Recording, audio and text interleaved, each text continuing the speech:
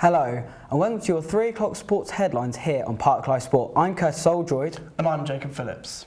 In today's headlines, we will see how Cheltenham Town ladies fared when they took on Leyton Orient women. And why Evesham Table Tennis Club now hosts female-exclusive training sessions. Then we will hear from former England cricket international Jack Russell about his thoughts of their upcoming tour to New Zealand.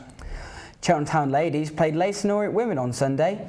This was part of the National Women's Football Weekend. The Robinesses were looking to head into the second round of the Women's FA Cup. Park Life Sports women's football correspondent Charlie Reynolds has more.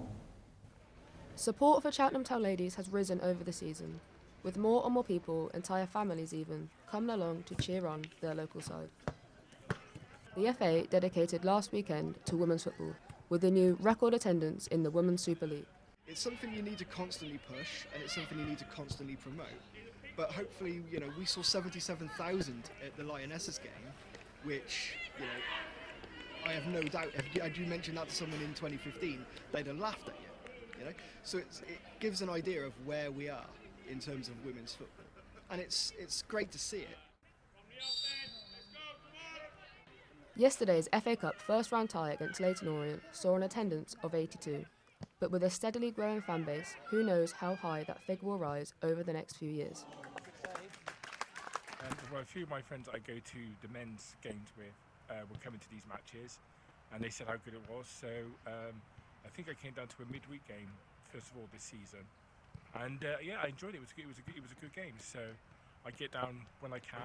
When they had a couple of games at Warden Road, and I quite enjoyed it. And this is not far from where I live, so I've been to most home games for the last few years.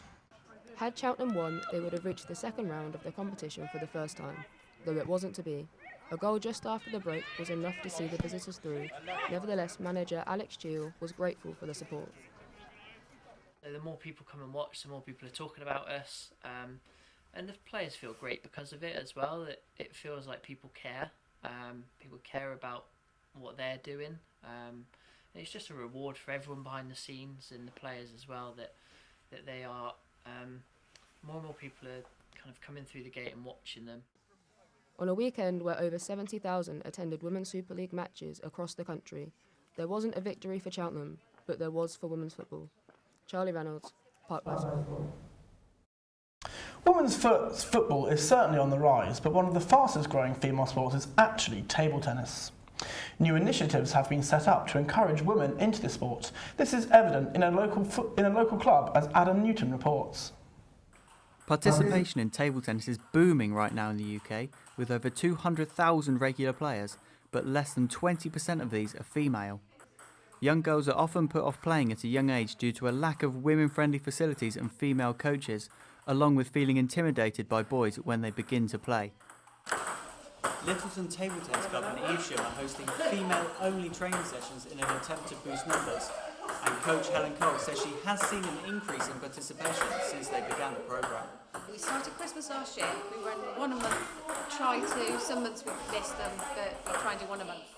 I think with the ladies only session, there's no pressure of men, and I don't mean that in a bad way, it's just, they can be intimidating, whereas this is run by a lady and it is for ladies only, so I think people then hopefully will come and just play.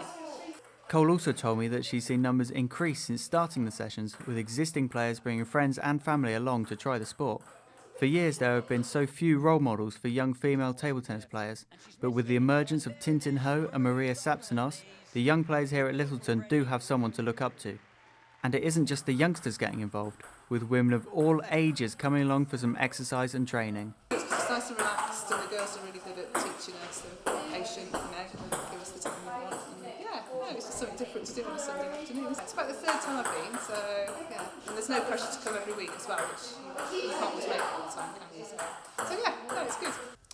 Getting into table tennis is really easy. All you need is a bat and a ball, and you're ready to go. Adam Newton, Park Life Sport. Cricket now, and former England wicketkeeper Jack Russell believes England can carry on the feel-good factor of the World Cup. Park Life Sports' Joe Till reports. A summer of cricket which included the highest of highs. It's got a throw, it's got to go to the keeper's end. He's got it! England have won the World Cup by the barest of margins! And the lowest of lows. Oh, big shot, what's he doing? Gone! Former Gloucestershire and England wicketkeeper Jack Russell still reeling from the emotional roller coaster. I've got to admit, the whole day, well, the first half was okay because we kept them to a reasonable score, but the second half was absolute agony. Just sat up in the stand watching, and the tension in the ground was indescribable. You could have cut it with a chainsaw. The atmosphere was absolutely. I don't think I've known a game like it. And now we do it all over again as England begin their 2-match series of New Zealand on Wednesday. For years, Jack Russell made his trade here at the Bristol County Ground, but having been a veteran of tours to places such as Australia and New Zealand himself, he's well aware of the challenges this England side will face. Yeah, it's a magic place. It's a little bit like, it's sort of halfway between Australia and England, the sort of attitude and the culture. So it's very English. I went there when I was a teenager playing club cricket, sort of 17, 18, 19. Had a great time over there, and they love their cricket. And it's a nice place to be. It's a very comfortable place to be.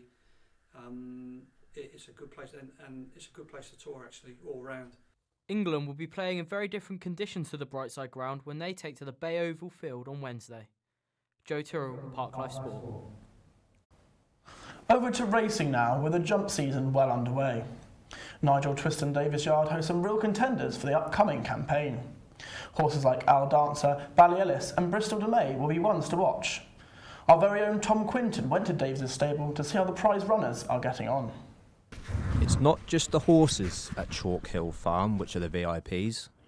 Under the watchful eye of Grand National winning jockey and assistant trainer Carl Llewellyn, the winners here at Nigel Twiston Davies Yard don't just come by chance. Each morning, Carl and his right-hand man Stan observe each horse as they are put through their paces on the gallops, hoping that they can deliver that next big win. In a yard that has produced Gold Cup and